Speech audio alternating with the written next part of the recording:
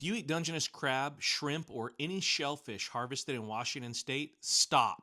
Do not eat another bite until you understand the risks you are taking. I just finished a deep investigation into Washington's shellfish toxin testing program.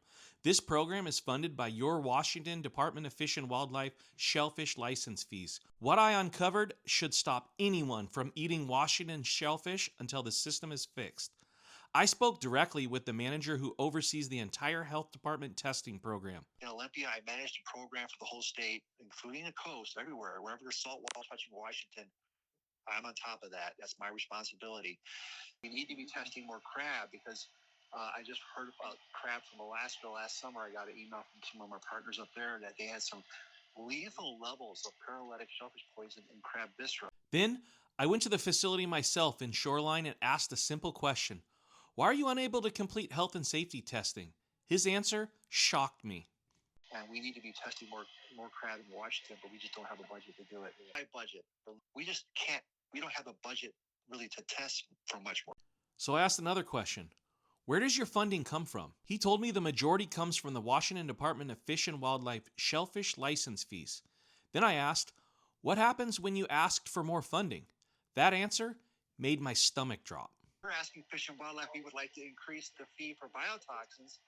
And they're like, oh, wait a minute, we just got, a lot of people are going to buy less licenses now due to this change.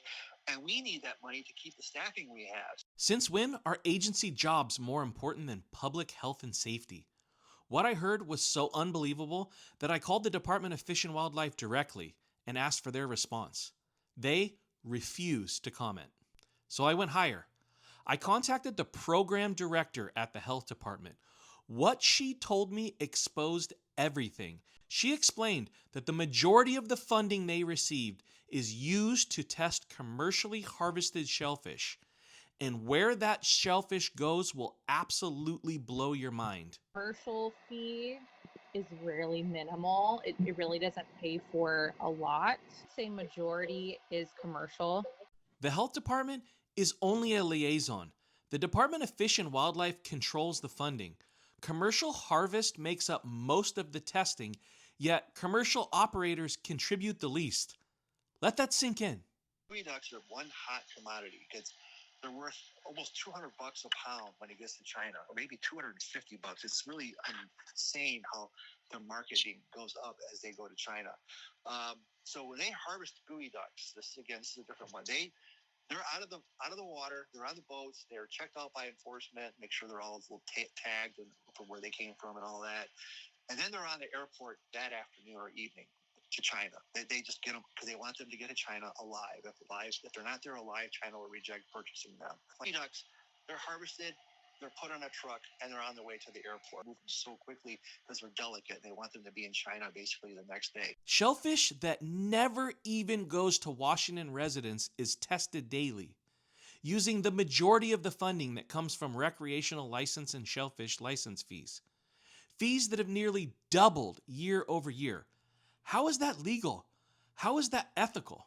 Fish and wildlife fees going up. We didn't see an extra amount at all. It just went to general fund and then we never saw it. So I asked the obvious question. Why not require commercial harvesters to pay more? And why doesn't the state fully fund this program, since this is about public health and safety and people can literally die? Her answer was simple. They were told no, not only by the Department of Fish and Wildlife, but also by the legislature. It's complicated just because our commercial fees are open right now. So, and it's been a contentious process. It's very political. So that's only why I'm saying that. But you know what? What do you mean by that? So, like, we've tried to raise our commercial fees for the last 3 years, and it's been stopped through legislation. Health and safety should never be political, ever. I then asked her one last question. What happens if nothing changes? Her answer was terrifying. Which could equate to, realistically, what could happen? If less testing, could that happen? Less testing, our risk to consumers because our inspections wouldn't be able to be paid for. Like, there's a whole kind of laundry list. This is disgusting. This is not a minor mistake. This is not a misunderstanding. This is a complete failure of leadership. This is directly from the mouths of the Washington Health Department program managers, a neutral third party here to just protect the public from getting sick. 1. Don't shortcut testing because of money. And 2, don't take recreational license fees and fund testing for commercial and tribal harvest to just get shipped to China. Anyone in a position of authority overseeing this program at the Department of Fish and Wildlife should be removed immediately. There must be an urgent call to action to fix corruption inside a system responsible for the safety of the food we eat. Legislators, you should be ashamed. Fix this. Putting any program or budget priority ahead of the testing of the food people consume should be illegal. Until this is fixed, I will not be eating shellfish harvested in the state of Washington, and neither should you. I'm posting the email of the director of the Department of Fish and Wildlife in the comments below. You should email him your thoughts.